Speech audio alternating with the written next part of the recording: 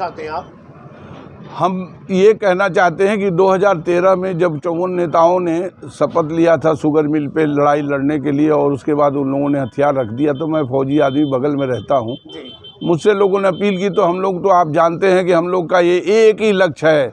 या तो विजय या शहादत। तो हमने विजय तो चूँकि हम लोग को इसलिए नहीं मिली अभी तक कि कारपोरेट के समर्थित कमर्शियल गवर्नमेंट देश में शासन कर रही है और हर एक राजनीतिक दल जितने भी हो पारिवारिक होने के नाते जनता से कटे हुए लोग हैं, तो जनता की दर्द को कोई नहीं समझने की वजह से हम लोग 2013 से लगातार लड़ रहे हैं और आज तक कोई सुनवाई नहीं हुई। इस बीच में हमारे साथी जिनके भुगतान की समस्या बहुत ज़्यादा है, परिवार परेशान है, उन लोगों के साथी मरते चले जा रहे हैं और उसी बीच में प्रशासन ने उनको जब विवश करके कहा डीएलसी क्या मुकदमा करके कर दीजिए, प्रशासन देने में अभी असमर्थ है, तो 2019 में उन लोगों ने अपील कर दिया, उसमें भी 6 आदमी की मृत्यु हो गई। तो एक आपात बैठक करके उन्होंने हम लोग को बुलाया कि भाई अभी हम लोग क्या करें, न्याय यात्रा हम लोग जाकर कचहरी में ही मरना चाहते हैं जहाँ हम लोग का मुकदमा लंबित है। तो मैं तो ये जानता हूँ कि जिसने असेंबली को उत्तर प्रदेश के समाप्त कर दिया, उसके गवर्नमेंट आर्डर को ही पेशबंदी करके लागू नहीं होने दिया, उस जो भारत के माने जाने कारपोरेट हैं उनसे लड़ पाने के लिए हैसियत जब नहीं है हमारी है, तो लेकिन हम चूँकि सैनिक हैं,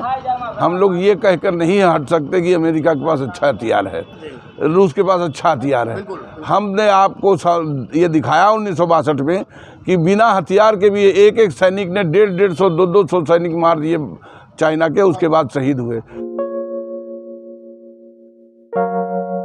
अब इस कारपोरेट शहीद वर्ड बोलने से कारपोरेट में जो मरते हैं उनको शहीद नहीं दर्जा दिया जाता है। तो ये जो शहादत मजदूरों की हो रही है कमर्शियल गवर्नमेंट में, इनको तो ये भी नहीं मालूम था कि कल्याणकारी सरकार और कमर्शियल गवर्नमेंट में परिवर्तित होने का तिथि कौन सा है और वो कौन से लोग हैं जिन्होंने पूंजीवाद को शुरू किया है। जो सरकारें चलती हैं उसी को लोग आलोचना करते हैं, जबकि ऐसा नहीं है। 1 जून 1991 में पहली बार भारत को पूंजीवाद का लाइसेंस दिया गया समाजवादी पार्टी द्वारा, जब दालाचुर चुनार में मजदूरों को गोली मार के मारी गई और उसको बेचा गया।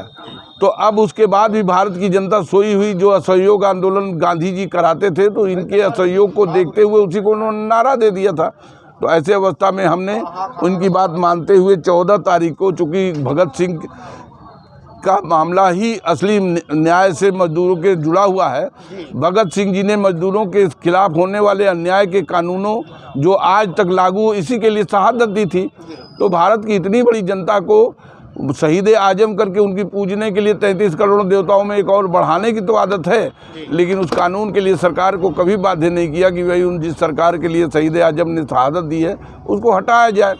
नहीं हटाया। फिर भी तो ऐसे में हमने ये सोचा कि एक ताला तोड़ने के लिए अगर 100 चोट लगते हैं तो 99 गलत नहीं जाते, खारिज नहीं होते, इसलिए उस 99 में चोट एक मेरी भी चोट हो करके मैं 14 तारीख को इस न्याय यात्रा की तैयारी कर मैं इन लोग के साथ खड़ा हूँ। अगर लोग नहीं जाएंगे तो भी मैं तो जाऊँगा, क्यों, मैं सैनिक हूँ। कहाँ से कहाँ तक ये है, यहाँ से शहीद भगत सिंह के मूर्ति जो रोडवेज स्थापित है वहाँ से स्टार्ट होगी और लखनऊ तक जाएगी और श्रम न्यायालय तक जाएगी। तो मुख्य मांगे क्या है केस में? मुख्य मांग ये है कि जो लंबित हमारा मामला है उसको निपटाइए और कारपोरेट के पेशबंदी में हम लोगों को शहीद मत करिए, हम लोग के देह हमारे सामने हमको मिलने चाहिए।